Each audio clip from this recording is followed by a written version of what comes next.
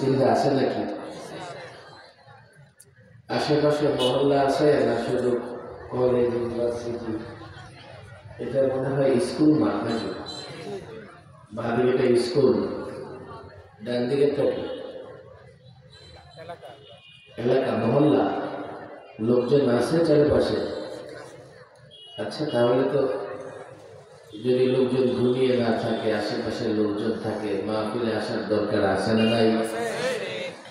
আমি অনুরোধ করব, অন্তত এখনো যারা জিন্দা আছে, ডানে ভাই ঘোরাফেরা করতেছে, দ্রুত দ্রুত চলে আসে, দ্রুত চলে আসে।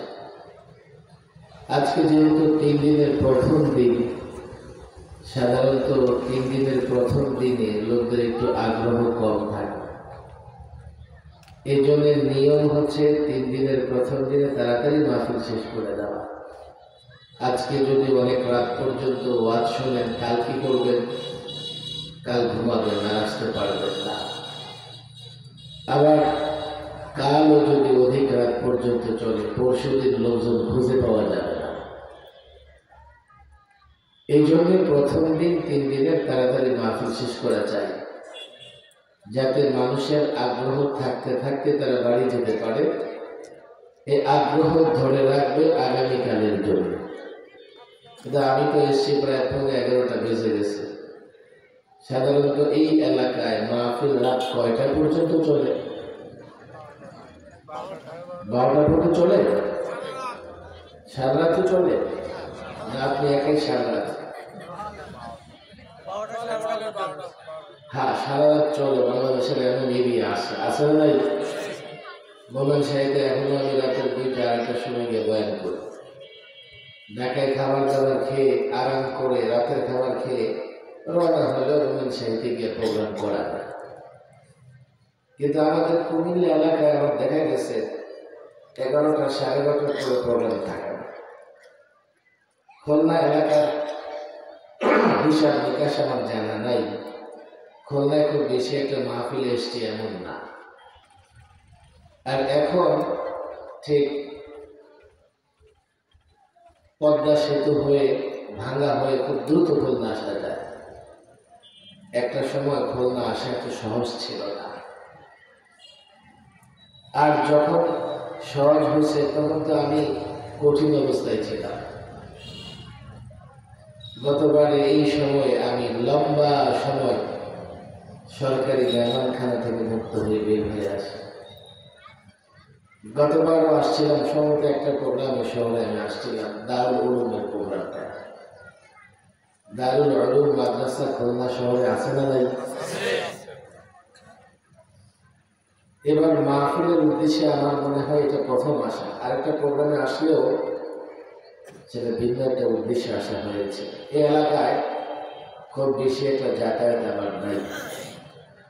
এখন হয়তো বা একটু যাতায়াত বাড়বে, কেননা এখন আর আগের মতো কষ্ট হয় না। ঢাকা থেকে 3 ঘন্টায় খুলনা চলে আসা যায়। আজকেও যে আমি আসলাম 3 ঘন্টায়।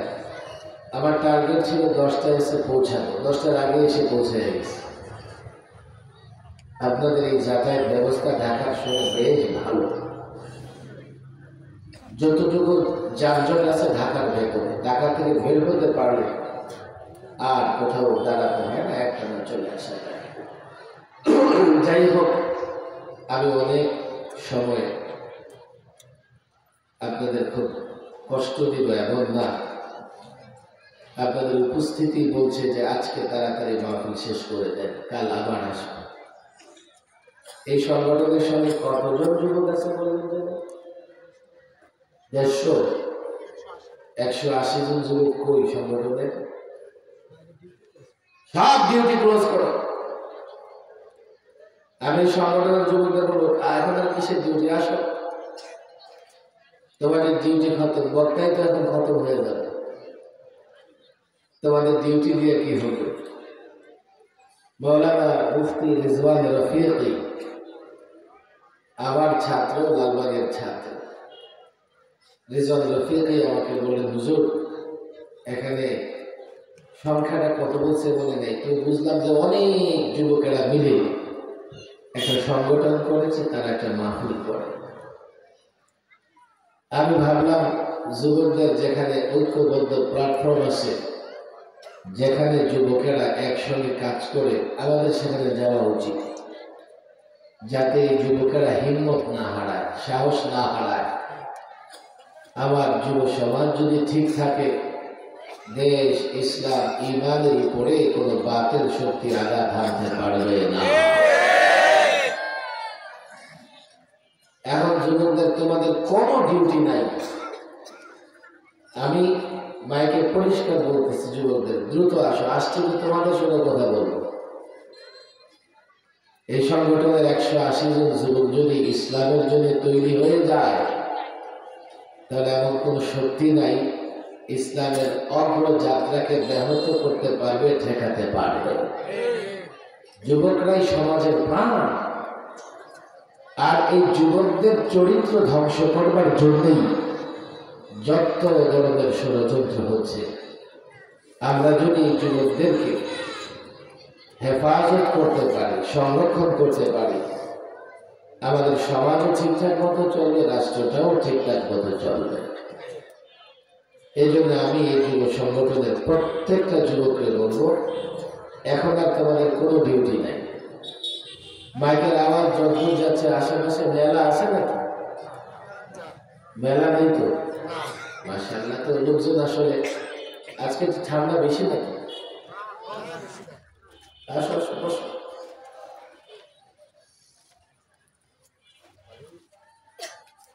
সারা রাতও না, 12টাও না, আধা ঘন্টা হয়তো 40 মিনিট কথা বলবো। থাকবে তো ইনশাআল্লাহ?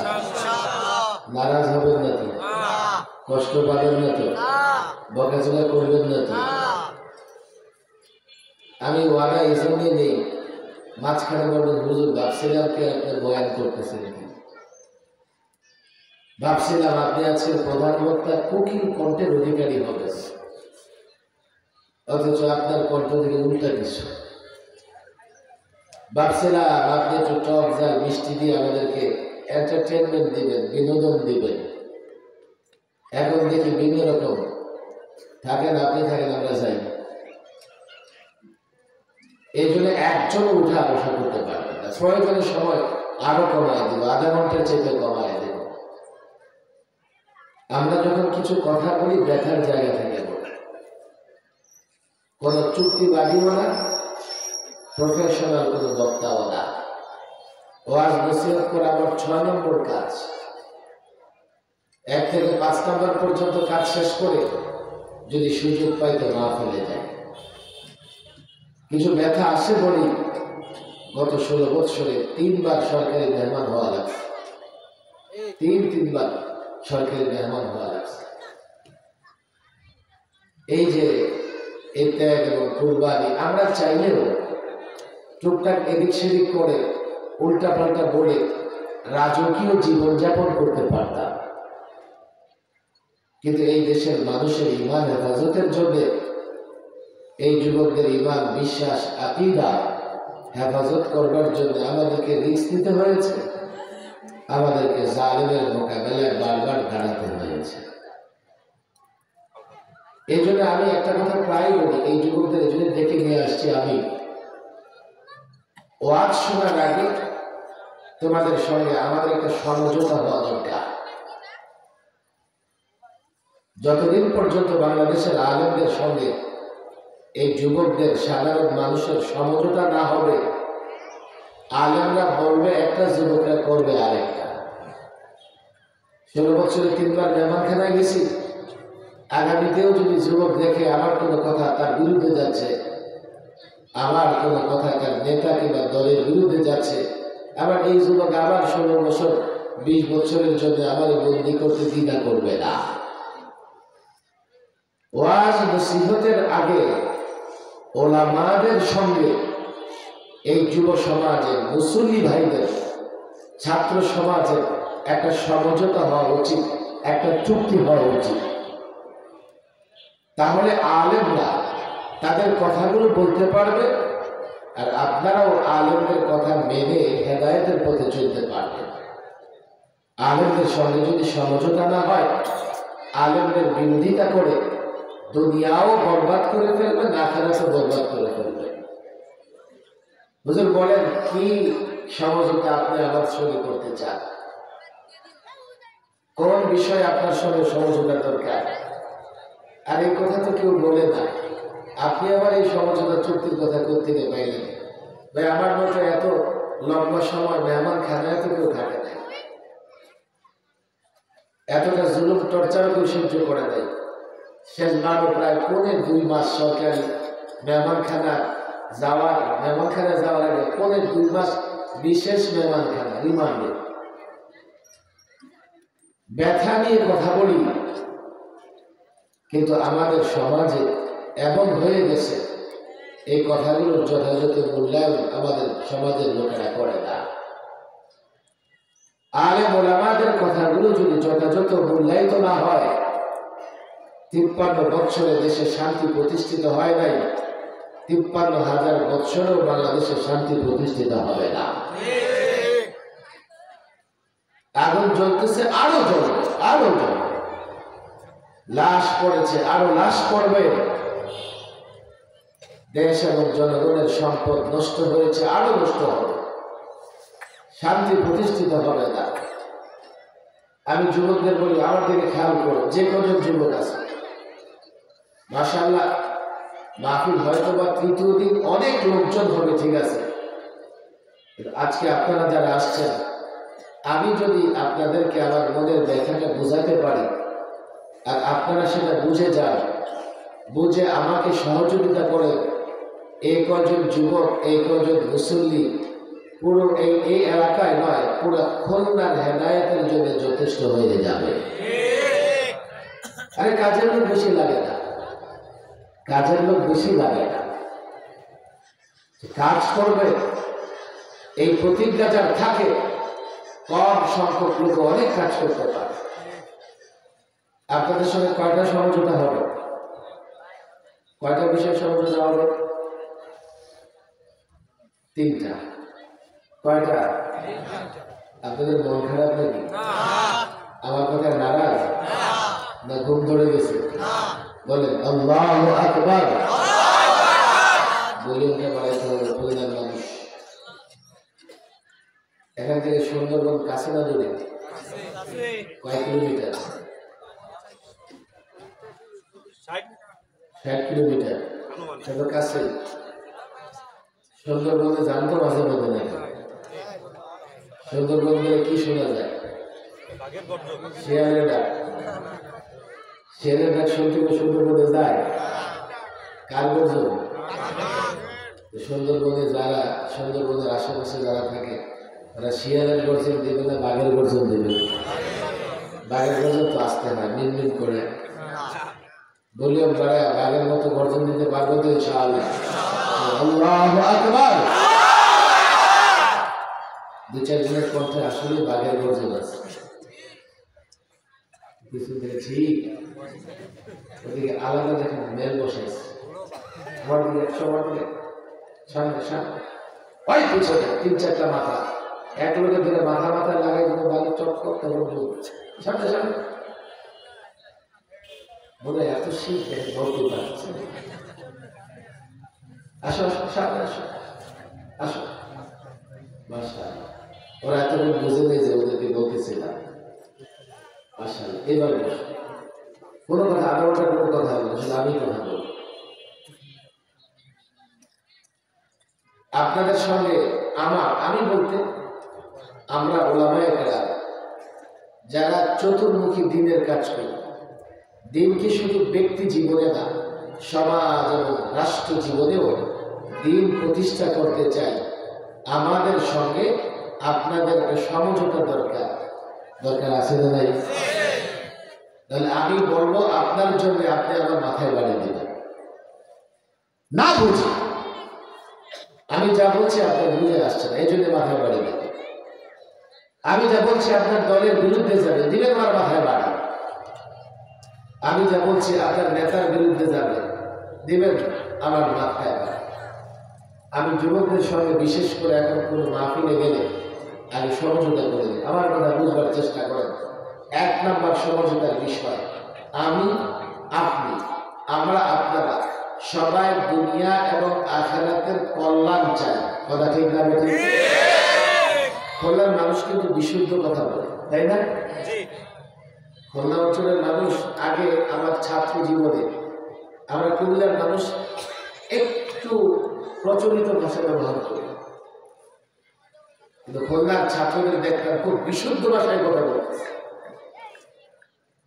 সুতরাং আমি যে ভাষায় কথা বলতেছি, যদি আমার ভাষা এখন কুমিল্লার মতো নয়, আমি বক্তৃতা করতে করতে এখন শুদ্ধ ভাষায় বক্তৃতা করি, আমার কথা বুঝতে তো সমস্যা হওয়ার কথা না। আগে কিছু জায়গায় এমন দরকার যেই জায়গায় আপনিও একমত, আমিও একমত, তাহলে পরবর্তী কথাগুলো আমার আপনার গ্রহণ করা সহজ হবে। প্রথম বিষয়, আমি, আপনি, আমরা, আপনারা সবাই দুনিয়ারও কল্যাণ চাই, আখিরাতেরও কল্যাণ চাই। কথা ঠিক না বেঠিক? কেন আমরা মুমিন? কোরআনে কারিমে দুই দলের কথা আল্লাহ তাবারক ওয়া তাআলা আলোচনা করেছেন। দুই দল মানুষের কথা। একদল মানুষ কি? ফামিনান নাসি মান ইয়াকুল রাব্বানা আতিনা ফিদ দুনিয়া ওয়া মা লাহু ফিল আখিরাতি মিন খালাক। একদল মানুষ এমন যারা বলে আল্লাহ দুনিয়া দাও, দুনিয়া দাও, দুনিয়া দাও। বুঝবার চেষ্টা করেন আল্লাহ কি বলেন জানেন? আখিরাতে তাদের কোনো হিস্সা নাই, তাদের কোনো অংশ নাই, কিচ্ছু পাবে না আপনারা। এখন প্রশ্ন আসে, সে যে দুনিয়া চাইল, দুনিয়া পাবে কিনা? দুনিয়া পাওয়ার কোনো গ্যারান্টি নাই, তবে আখিরাত যে পাবে না এটা গ্যারান্টি আছে। আখিরাতে তার কোনো হিস্সাই নাই, মানে জান্নাতে যেতে পারবে না। এই জন্য যারা শুধু দুনিয়া দুনিয়া করে, সবাই কি দুনিয়ার সম্পদ পেয়ে যায়? কেউ পায়, কেউ পায় না, কিন্তু পোড়া কপাল তার, আখিরাতে তার কোনো হিস্সা, তার কোনো অংশ থাকবে না। এরা কাফের, ওরা বেঈমান। আর যারা মুমিন তারা কি বলে? রব্বানা আতিনা ফিদ দুনিয়া হাসানা ওয়া ফিল আখিরাতি হাসানা ওয়া কিনা আযাবান নার উলাইকা লাহুম নাসীবুম মিম্মা কাসাবু আল্লাহু সারিউল হিসাব। আরেক দল আছে যারা মুমিন, যারা বলে আল্লাহ দুনিয়ার কল্যাণ দাও, আখিরাতের কল্যাণ দাও। এটা কোরআনে কারীমের আয়াত। তবে আলেমরা যখনই হাত উঠায় এই আয়াত দ্বারা দোয়া করে। কথা ঠিক না বেঠিক? কেন জানেন? রাসূল সাল্লাল্লাহু আলাইহি সাল্লাম যখনই দোয়া করতেন, রব্বানা আতিনা ফিদ দুনিয়া হাসানা ওয়া ফিল আখিরাতি হাসানা ওয়া কিনা আযাবান নার, এই আয়াত দিয়ে দোয়া করতেন। এই আয়াতে দুনিয়া এবং আখিরাত উভয় জগতের কল্যাণ চাওয়া হয়েছে। এবার আসেন, যে দুনিয়া আখিরাতের কল্যাণ চাইবে, আল্লাহ বলতেছে সে দুনিয়া আখিরাতের কল্যাণ পেয়ে যাবে। দুনিয়ার কল্যাণও পাবে, আখিরাতের কল্যাণও পাবে। এরা মুমিন, এরা মুমিন। আমি যদি মুমিন হই তাহলে পাক্কা আমার এই ইরাদা থাকতে হবে, আমি দুনিয়ার কল্যাণও চাই, আখিরাতের কল্যাণ চাই। কথা ঠিক না বেঠিক? এই কথায় আমি আপনার মধ্যে একটা চুক্তি সমঝোতা হতে পারে যে এই কথার মধ্যে আমি, আপনি, আমরা সবাই একমত। কথা ঠিক না বেঠিক? আপনাদের কষ্ট হচ্ছে না? কষ্ট একটু আমার কথাগুলো শোনেন। বাকি জিন্দেগিতে কবে আপনাদের সঙ্গে দেখা হয় আল্লাহ ভালো জানে। যেহেতু আজকে এসছি, আপনারাও বসে গেছেন, হয়তো আমাকে পছন্দ করেন না, কথাও ভালো লাগতেছে না, বসে যেহেতু পড়েছেন, কিছুটা সময় ঠান্ডা মাথায় আমার কথাগুলো শোনেন। গত 16 বছরে আমি ব্যক্তিগতভাবে এতটা টর্চার সহ্য করেছি, প্রতিষ্ঠান হারিয়েছি, সম্পদ হারিয়েছি, জুলুম সহ্য করেছি। বলুন আপনি তো খারাপ মানুষ, এগুলো তো আপনি সহ্য করতেই হবে। একটা শব্দ বের করতে পারে নাই আইন শৃঙ্খলা বাহিনী। আমার যে শব্দটা সামনে রেখে আমার বিরুদ্ধে কোনো অভিযোগ আনতে পারে। 11 মামলায় 2.5 মাস আমি রিমান্ডে ছিলাম। মামলা তো 47টা, রিমান্ড মঞ্জুর করেছে 11 মামলায়। 2 মাস আমাকে ওরা জিজ্ঞাসাবাদ করেছে। আমি তখন বলেছি একটা শব্দ দেখাও, যে শব্দ উচ্চারণ করে আমি অন্যায় করেছি। একটা শব্দ বের করো, যে শব্দ উচ্চারণ করে আমি কারো ক্ষতি করেছি। আরে মানুষের উপর আঘাত তো দূরের কথা, মাসি মশা মেরেছে এমন একটা প্রমাণ দেখাও তো আগে, তারপর বন্দি করে রাখো। এমন কোন প্রমাণ দেখাতে পারে নাই, তারপর কেন জুলুমের শিকার হয়েছে?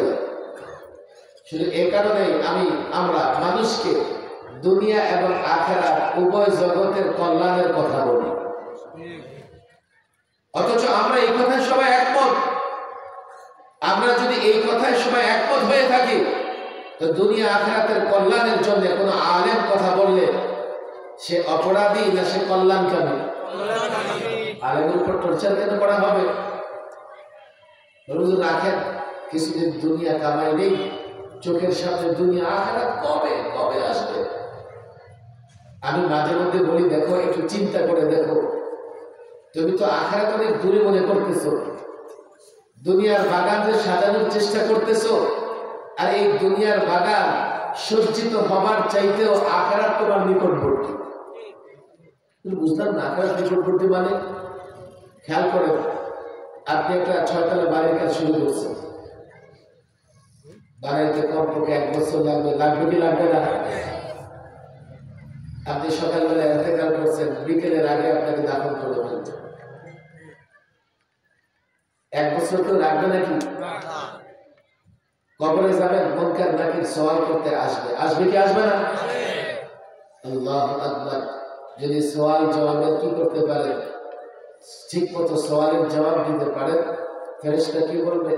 নাম কাদাওয়াতুল আরুস, নব দুলহানের মতো, নতুন জামাইয়ের মতো ঘুমাও ঘুমাও ঘুমাও, আমরা তোমার জন্য জান্নাতের বিছানা নিয়ে আসতেছি। জান্নাতের বিছানা বিছায়া দেওয়া হবে, কবরে এসে জান্নাতের বিছানায় আরাম করতে থাকবে। কত দূরে দেখছেন? বলুন কবর না তো, জান্নাতের কথা বলতেছে। হাজার হাজার বছর তো কবরে থাকতে হবে। আরে থাকবেন 1000 বছর, আপনার কাছে মনে হবে 1 মুহূর্ত। কেমনে? যখন জান্নাতের বিছানা আপনাকে ঘুম পাড়ায় দেওয়া হবে, 1 ঘুম দিবেন আপনি, ইসরাফিল যখন সিংহের ফু দিবে তখন ঘুম ভাঙবে, দৌড়ে গিয়ে হাসরের ময়দানে জমা হবে। কিয়ামতের সেই দিন এই দুনিয়ার 50,000 বছরের সমান হবে। 50,000 বছর, এই কঠিন একটা সময়, এত লম্বা সময়, যারা পাপী তারা বুঝবে কতটা কষ্ট। কিন্তু যারা নেককার, ঘুম থেকে উঠে দৌড়ে হাসরের ময়দানে জমা হবে, আহা, দুনিয়ার আসর থেকে মাগরিব পর্যন্ত যেটুকু সময়, এইটুকু সময়ের মধ্যে হিসাব নিকাশ কমপ্লিট করে পুলসিরাত পার হয়ে জান্নাতে চলে যাবে। বলেন আপনার 5 তলা বাড়ি নির্মাণ কাছে না জান্নাত কাছে? কে বলেছে জান্নাত দূরে? হ্যাঁ, যদি পাপী হয়, কবরে সেই যে পাপ করতে আযাব হয়, হাসরের ময়দানে 50,000 বছর পর্যন্ত তাকে ঘোরাঘুরি করতে হবে। তার হিসাব বড় কঠিন হবে, কঠিন হিসাব হবে। এরপরে হিসাব নিকাশ যদি দিয়ে পুলসিরাত পার হতে পারে জান্নাতে যাবে, নাহলে নিচে পড়ে জাহান্নামে যাবে। যদি আখিরাত কেউ যদি না চায়, সে বোকা। দুনিয়াকে খুব কাছে মনে করে, আখিরাতের কোনো খবর নাই, অথচ মরলেই তো আখিরাতের প্রথম ঘাঁটি কবরের বিপদ শুরু হয়ে যাবে। আলোচনা আমি দীর্ঘায়িত করবো না। 1 নম্বর সমঝোতা, আমরা সকলে দুনিয়া আখিরাতের কল্যাণ চাই। চাই কি চাই না? এখন কোন মৌলভী সাহেব যদি দুনিয়া আখিরাতের কল্যাণের কথা বলে, তার মাথায় বাড়ি দিবেন। 2 নম্বর সমঝোতা আসে, দুনিয়া আখিরাতের কল্যাণ কোন পথে আসবে? আমার এই ছাত্র ভাইয়েরা যারা যুবক তারা বলবে হুজুর ডেমোক্রেসি গণতন্ত্রের মাধ্যমে আসে। এমন একদল আছে না? কে বলবে না হুজুর সেকুলারিজম, ধর্ম নিরপেক্ষতা হলে দুনিয়া আখিরাতের কল্যাণ চলে আসবে। কেউ বলবে না হুজুর সোশ্যালিজম, সমাজতন্ত্র। আবার কেউ বলবে না ন্যাশনালিজম, জাতীয়তাবাদ। আমি যখন যুবকদের সামনে কথা বলে অনেক কথা বলতে মন চায়। বাংলাদেশ মূলত ঘুরে ফিরে এই চারটা তন্ত্র দ্বারা পরিচালিত হয়। আবার আমি যখন এই চারটা তন্ত্রের সমালোচনা করব, আমার শিক্ষিত ভাইয়েরা বলবে আপনি তো মৌলবাদী, কেউ বলবে আপনি ধর্মান্ধ, কেউ বলবে আপনি সাম্প্রদায়িক, কেউ বলবে আপনি জঙ্গি, আপনি উগ্রবাদী। আমি যদি তন্ত্র মন্ত্রের সমালোচনা করি, আমি বলি ওরা জ্ঞান পাবে, জ্ঞান পাবে। আর একটু চোখ খুলে দেখো, এই তন্ত্র মন্ত্রের সমালোচনাকারী আমি প্রথম ব্যক্তি নই। পৃথিবীর সব জায়গায় তন্ত্র মন্ত্র নিয়ে সমালোচনা আছে। তোমরা যারা স্কুল কলেজে পড়ো, তোমাদের রাষ্ট্রবিজ্ঞান বইয়ে দেখো গণতন্ত্রের সুফল কুফল নিয়ে বিতর্ক আছে। ইউরোপ আমেরিকায় গণতন্ত্র ডেমোক্রেসি নিয়ে বিতর্ক আছে। সেকুলারিজম ধর্ম নিরপেক্ষতা, যে পশ্চিমা রাষ্ট্রগুলো থেকে সেকুলারিজম চালু হয়েছে, সেই পশ্চিমা রাষ্ট্রের সর্বপ্রথম সেকুলারিজমের বিরোধিতা হয়েছে। তোমাদের মাথায় সেকুলারিজম আর গণতন্ত্র ডেমোক্রেসি এতটা বাসা বেঁধে আছে, আমি যখন এগুলার সমালোচনা করি তোমাদের সহ্য হয় না। অথচ এই তন্ত্র মন্ত্র দিয়ে দুনিয়া আখিরাতের কল্যাণ আসবে না। দুনিয়া আখিরাতের কল্যাণ আসবে কোন পথে? ইসলামের পথে। কথা ঠিক না বেঠিক? আচ্ছা, এই জায়গায় কি আপনারা আমার সঙ্গে একমত? আসলে একমত? দুর্বল আওয়াজ কেন?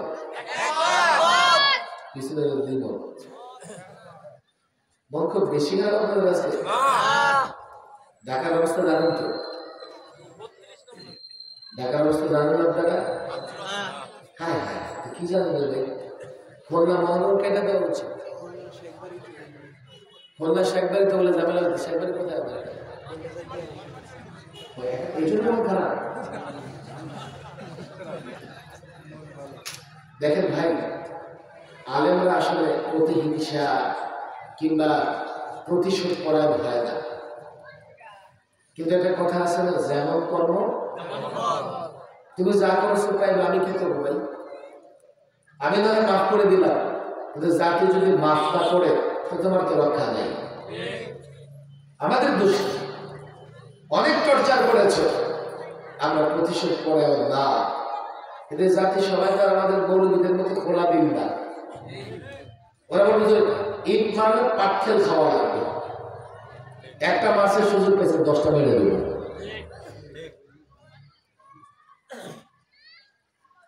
অনেক কথা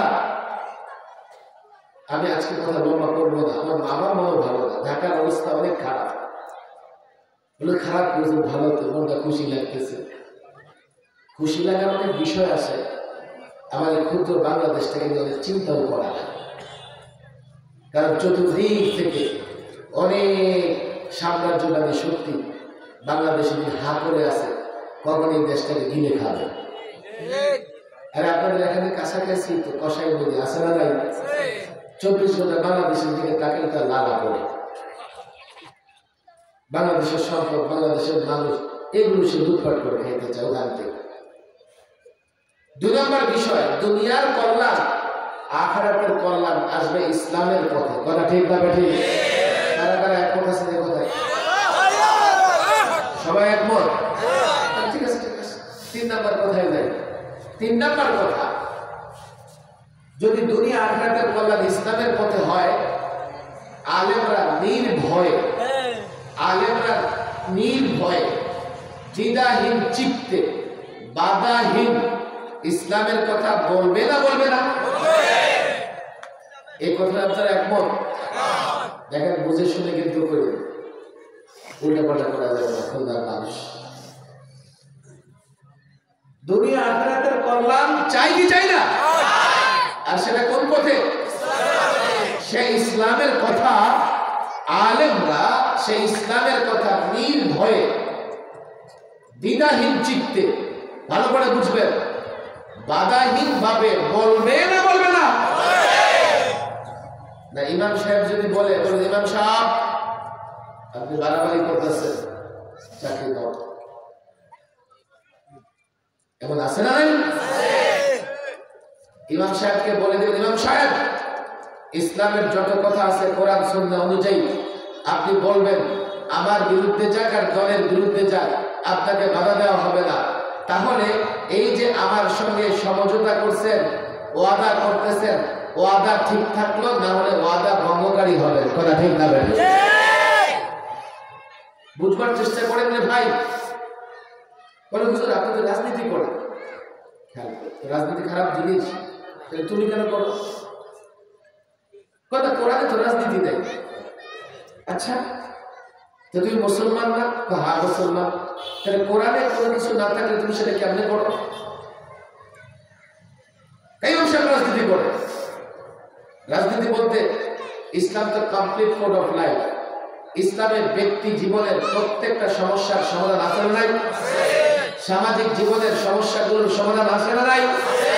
রাজনৈতিক জীবনের সমস্যাগুলোর সমাধান আছে না নাই? আলেম ইমাম সাহেব যদি মিম্বরে বসে বা মাহফিলের মঞ্চে বসে রাজনৈতিক সমস্যাগুলোর সমাধান কোরআন সুন্নাহ থেকে দেয়, তাকে বাধা দেওয়া যাবে না।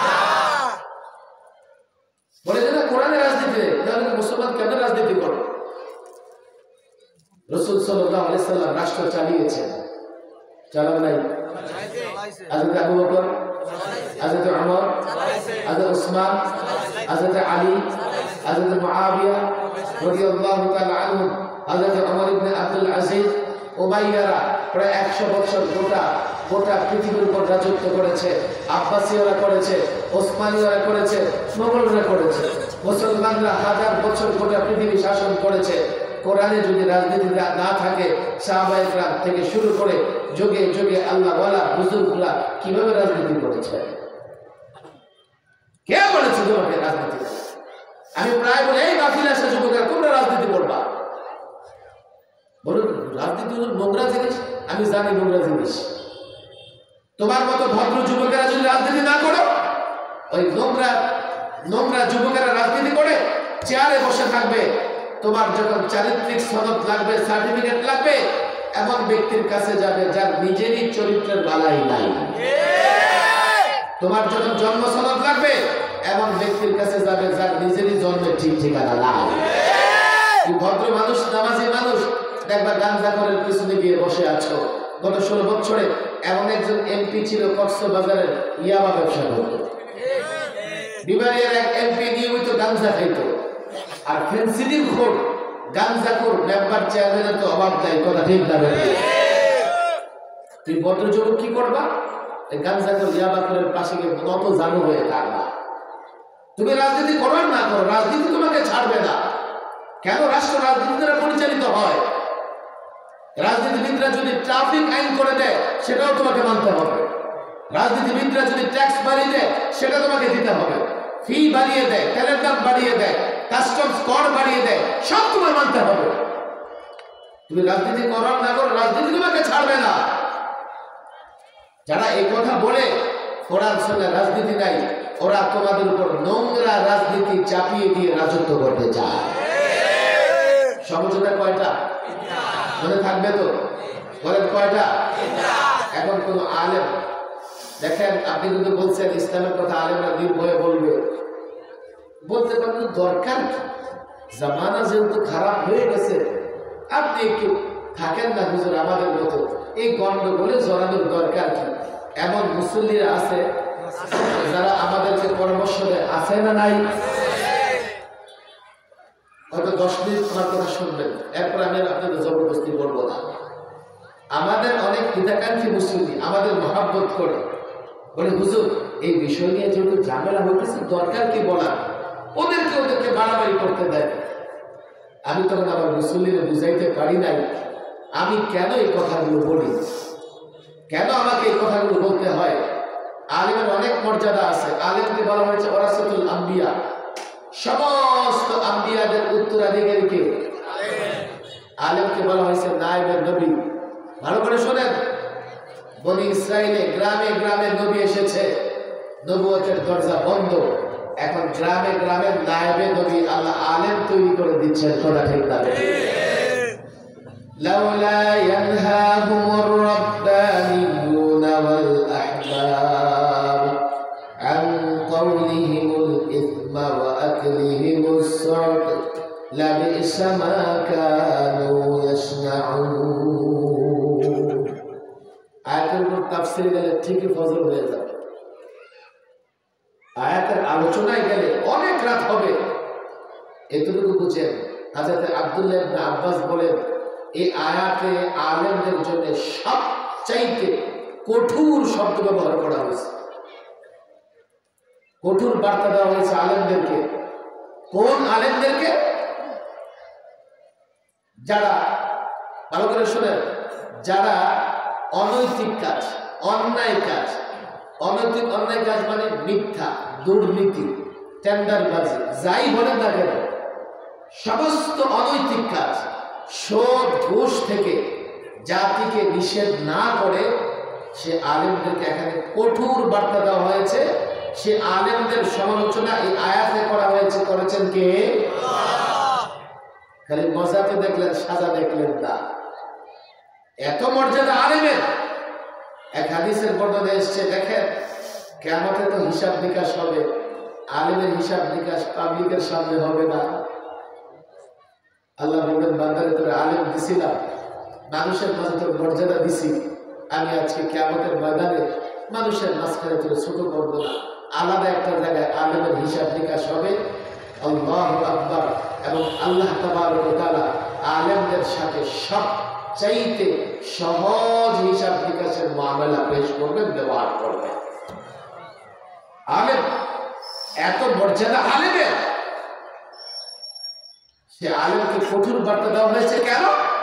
তুমি যদি এই লোকদেরকে দুর্নীতি, অনৈতিক কাজ, সুদ, ঘুষ, হারাম থেকে নিষেধ না করো, তুমি বড় মন্দ কাজ করেছো, মন্দ কাজ করেছো। অনেকে বলে, কিন্তু ওরটা ওরে করতে দেন, ওর কপাল ওই খাবে, আপনি নীরব থাকেন। আপনার কষ্ট হচ্ছে? একটা হাদিস শোনাবো নাকি? রাসূল সাল্লাল্লাহু আলাইহি ওয়াসাল্লাম উদাহরণ দিয়ে বুঝাইছেন উম্মতদেরকে। আমাদের এখানে খুলনা থেকে ঢাকায় লঞ্চ এখন যায় না। আগে খুলনা থেকে ঢাকায় লঞ্চ যেত না? সাতক্ষীরা থেকে যাইত, বংলা থেকে। আপনার এখানে ট্রলার আছে না? নদীতে চলে, দোতলা ট্রলার তো আছে। আচ্ছা, এই যে ট্রলার বা লঞ্চ, সেখানে কোনো যাত্রী পানি উঠাইতে হলে কি করে? ওই উপরে গিয়া বালতি ফালায় টেনে টেনে পানি উঠায়। এমন একটা লঞ্চের যাত্রীরা চলতেছে, ওই লঞ্চের নিচতলায় যারা থাকে তারা কি করতেছে? পানির প্রয়োজনে বালতি নিয়ে উপরে যাইতেছে, পানি উঠায় আবার নিচে আসতেছে। উপরে যারা থাকে ওরা নানা নিয়ে বারবার আসো, কষ্ট হয় না? কেন বারবার আসো, ডিস্টার্ব কেন করতেছো? নিচের লোকেরা বলতেছে, হায় হায় হায়, এই লোকেরা আমাদের এতটা অবহেলা করে, অথচ পানি তো আমাদের কাছে, একটু ছিদ্র করলে তো অটোমেটিক পানি উঠবে। কথা ঠিক না বেঠে? আরে নিচের লোকেরা সরা পরামর্শকেরা একটা ছিদ্র করছে, উপরের লোকেরা মনে করতেছে যা মরলে তোলা কর। ছিদ্র করলে লঞ্চ ডুববে কি ডুববে না? তখন যদি মরে, নিচের লোকেরা মরবে না উপরের লোকেরা মরবে? সব মরবে। সমাজে যখন অন্যায় হয়, অন্যায়ের কারণে যদি গজব আসে, হাজী সাহেব, গাজী সাহেব সে গজব থেকে বাঁচতে পারে না। তোদের বুঝে আসে না, আল্লাহ আমারে কেন মারবে? এই মেয়ে শোনেন, শোনেন, আমাদের মাঝে মধ্যে আপনারা তো ঘূর্ণিঝড়ের সঙ্গে পরিচয় আছে, আছে না নাই? যখন ঝড় তুফান আসে, শুধু কলা গাছ পড়ে না, মাঝে মধ্যে বট গাছও পড়ে, আম গাছও পড়ে, পড়ে কি পড়ে না? অথচ সবচেয়ে দুর্বল কলা গাছ। কলা গাছগুলো করার দরকার ছিল। ঝড় তুফান আসলে কলা গাছও পড়ে, বট গাছও পড়ে। আল্লাহর গজব আসলে ওই মন্দ লোকেরাও গজবে নিপতিত হয়, হাজী সাহেব, গাজী সাহেবও গজব থেকে বাঁচতে পারে না। হাজী সাহেব, গাজী সাহেবের অপরাধ কি? তার অপরাধ হচ্ছে অন্যায় দেখে চুপচাপ থাকা। কথা ঠিক না? ঠিক। আপনি আমার মুসল্লি হয়ে আমাকে পরামর্শ দিতে পারেন, হুজুর দরকার কি, আপনি চুপচাপ থাকেন, ইমামতি করেন, মসজিদে যান। আজকে আমার দেশের প্রশাসনের লোকেরা যখন তাদেরকে বলা হয় কেন টর্চার করেন, বলে উপরের নির্দেশ, আলেমের আছে উপরের নির্দেশ আছে। আমি তো পরিষ্কার বলি, সে আলেম বন্ধ হবে, সে আলেম সমালোচনার অধিকারী হবে আল্লাহর নির্দেশ অমান্য করে। অর্থাৎ লোকদেরকে সৎ কাজের প্রতি আহ্বান করতে হবে, অন্যায় থেকে বারণ করতে হবে। আমরা বাধ্য আলেম আমরা যারা আমরা বাধ্য, আমাদের মনে রাখতে হবে আল্লাহ আমাদের বাধ্য করেছেন। এজন্যই তো জেলে ঢুকাও, হক কথা বলা ছাড়তে পারি না, রিমান্ডে রাখো, হক কথা বলা ছাড়তে পারি না। এই যুবকেরা ওয়াদাবদ্ধ হয়েছে, আমাদের মাথায় আঘাত করবে, হক কথা বলা ছাড়তে পারবো না। আজকে সমঝোতা করেছো তোমরা, এরপরে যদি আলেম হক কথা বলে, সত্য কথা বলে, আলেমের বিরোধিতা করো, তোমার দুনিয়াও বরবাদ, আখিরাতও বরবাদ। সমঝোতাগুলো মনে রাখো। খুলনার যুবকেরা বলবে, হুজুর আপনাদের ভিতরে তো ঝামেলা আছে, ঝামেলাওয়ালা মৌলবি আছে না নাই? দরবারি আর সরকারি মৌলবি আছে না নাই? আচ্ছা ভাই, ঝামেলা আছে মানলাম। ডাক্তারদের ভিতরে ঝামেলা আছে না নাই? ডাক্তাররা কি কয়? কষাই ডাক্তার আছে না নাই? আচ্ছা, এখন কষাই ডাক্তার আছে, আপনি কি করবেন জানেন? কাল যখন অসুস্থ হয়েছে তখন সিদ্ধান্ত নিয়ে যাবেন ইঞ্জিনিয়ারের কাছে। ওই ইঞ্জিনিয়ার সাহেব, ডাক্তার সব কষাই হয়ে গেছে, ডাক্তারদের উপর ভরসা নাই, আপনার কাছে আসছি, চিকিৎসা করে দেন। ইঞ্জিনিয়ার বলবে, আসো আসো, রড সিমেন্ট বালি নিয়ে আসো, একটু আস্তর লাগা দেয়। কথা ঠিক না? ইঞ্জিনিয়ার সাহেবদের একটা গুণ আছে, ওদের একটা কথা বলা হয়, কি বাস বাস। আরে বাস মার্কা ইঞ্জিনিয়ার আছে নাই? এখন আপনি বাড়ি বানাবেন, দৌড়ে আসছেন মৌলবী সাহেবের কাছে, হুজুর আপনার খুব ভালো লাগে, আপনার উপর খুব বিশ্বাস আছে, একটা বাড়ি বানাবো, একটা বাড়ি বানাই দেন। এই মৌলবী সাহেব যদি আপনারা কি করে, দয়া মায়া করে বাড়ি বানায় দেয়, ইট নষ্ট হবে, সিমেন্ট নষ্ট হবে, বালু নষ্ট হবে, ছাদ ভেঙে আপনার মাথাটাও নষ্ট হবে। এগুলো ঠিক না? ঠিক। আলেম ওলামাদের মধ্যে বন্ধ থাকলেই আপনি আলেম ছেড়ে ডাক্তার ইঞ্জিনিয়ারের কাছে ইসলামের সমাধান জানতে যেতে পারবে। আর কে বলেছে সব আলেম খারাপ হয়ে যাবে? একজন আলেম পছন্দ না, একজন আলেমের কাছে যাও, একটা কথা বলে রাখবেন, আর তো কোনো নবী আসবে না, কিয়ামত পর্যন্ত দ্বীনের পতাকা আলেমরা উত্তোলন করে রাখবে। আমি তো বলি 99.99% আলেমরা নিঃসন্দেহে হকের উপরে, দু চারজন হতে পারে মন্দ, কেন আলেমরা হকের উপরে থাকবে? এই আলেমদের জিম্মাদারি কিয়ামত পর্যন্ত দিন হেফাজতের। আলেম যদি সব হক থেকে বিচ্যুত হয়ে যায়, দিন হেফাজতের কোনো ব্যবস্থা থাকবে না। কথা ঠিক না? বেঠে নৈরাশ হবেন না। আমি যুবকদের বলি, দেখো আমরা বাধ্য হক কথা বলতে, আর তোমাদের সঙ্গে সমঝোতা এই জন্যই করেছি, কাল আমার বিরোধিতা করবার আগে একটু চিন্তা করবা, দলের টানে নেতার টানে আমার মাথায় আঘাত করবার আগে একটু চিন্তা করবা, আলেম সেটা দুনিয়া আখিরাতের কল্যাণের জন্য বলছে কিনা, আলেম ইসলামের জন্য বলছে কিনা, আলেম এ কথা বলতে বাধ্য কিনা, এটা জানো, এটা বুঝবার চেষ্টা করো। দেখো 53 বছরে তোমরা তোমাদের নেতা নেত্রী দল সংগঠনের পেছনে অনেক ছুটেছো, কি হয়েছে বাংলাদেশে? এই 53 বছরে ক্ষমতায় যাবার জন্যে, ক্ষমতায় থাকবার জন্যে এত লাশ পড়েছে, কোন দেশের যুদ্ধেও এতটা লাশ পড়ে না। এই 53 বছরে ক্ষমতা কেন্দ্রিক লড়াইয়ে এতটা জনতার সম্পদ বিনষ্ট হয়েছে, এত গাড়ি ভাঙচুর হয়েছে, জাপান বছরে এত গাড়িও বানায় না। 53,000 বছর লড়াই করো, শান্তি আসবে না। আজকে তুমি তাকে মারবে, কাল আবার সে তোমাকে মারবে। কথা ঠিক না? বেঠে শান্তি চাইতে হলে ইসলাম ছাড়া দুনিয়া আখিরাতের কল্যাণ নাই। কথা ঠিক না? বেঠে সেই ইসলাম নিয়ে যদি আমরা কাজ করি, আমাদের সঙ্গ দিবেন তো ইনশাআল্লাহ? এই সংগঠনের যুবকরা আছে তো? একটা প্রোগ্রামের জন্য এই যে 250 কিলোমিটার দূরে 500 কিলোমিটার সফর, উত্তপ্ত বাংলাদেশে সফরের একটাই, আমি তোমাদের সহযোগিতা চাই। দেখো হযরত হাফিজ হুজুর রাহিমাহুল্লাহ 32 বছর আগে তওবার ডাক দিয়েছিলেন। 32 বছর আগে জাতির রাজনীতিবিদরা তওবা গ্রহণ করে যদি কোরআন সুন্নাহ প্রতিষ্ঠার কাজ শুরু করে দিত, তো তো 32 বছর পরে আর ছাত্র জন্য তার রক্তে রাজপথ লাল হয় না। আমি আহ্বান জানাই যুবকদেরকে, কোরআন সুন্নাহ যেহেতু কমপ্লিট কোড অফ লাইফ, ব্যক্তি সমাজ রাষ্ট্র জীবনের প্রত্যেকটা সমস্যার সমাধান কোরআনে আছে। সেই সমস্যাগুলোর সমাধান আমরা তোমাদের কাছে পেশ করতে চাই এবং তোমরা আমাদের সহযোগিতা করবে, এই প্রত্যাশা নিয়েই গ্রামে গ্রামে ঘুরে বেড়াই, মাহফিল মাহফিল ঘুরে বেড়াই। তাহলে পুরা মৌসুমে তোমরা যা হাদিয়া দিবে, আল্লাহ এতটুকু সুযোগ দিয়েছে, 3 দিন ব্যবসা করলে এর চেয়ে বেশি কামাইতে পারবে। পুরা বছরে খানদানি যে ব্যবসা আছে, 3 দিন ব্যবসা করলে এর চেয়ে বেশি কামাইতে পারবো। অর্থ উদ্দেশ্য নয়, আল্লাহ থেকে নির্দেশ প্রাপ্ত হয়ে আমরা বাধ্য তোমাদের কাছে পূর্ণাঙ্গ ইসলাম পৌঁছে দেব। আমরা হাফিজুর রাহিমাহুল্লাহ এর সূত্র ধরে আল্লামা মুফতি আমিন রাহিমাহুল্লাহ তার চেতনা নিয়ে এই জমিনে কোরআন সুন্নাহ প্রতিষ্ঠার চেষ্টা করতেছি। আপনারা সহযোগিতা করবেন তো ইনশাআল্লাহ?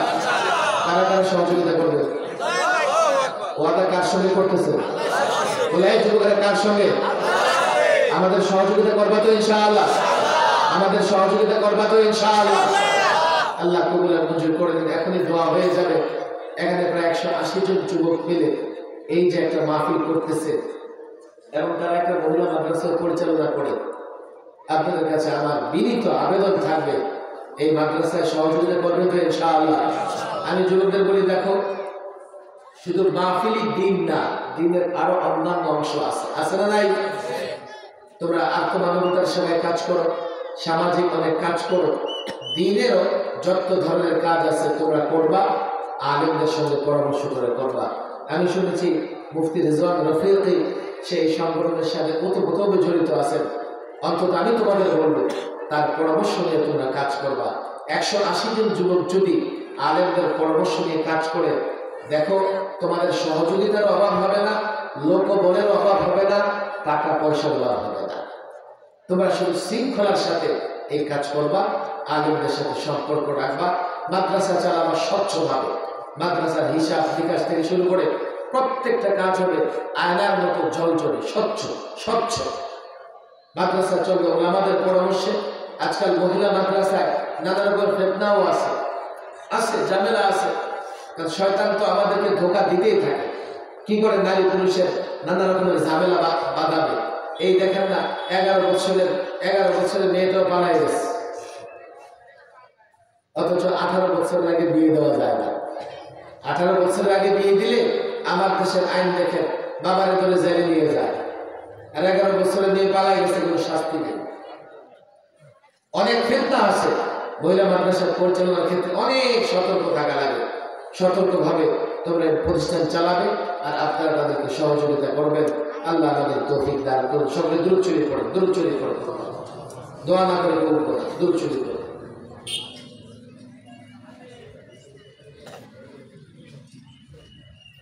দূর চুরি করে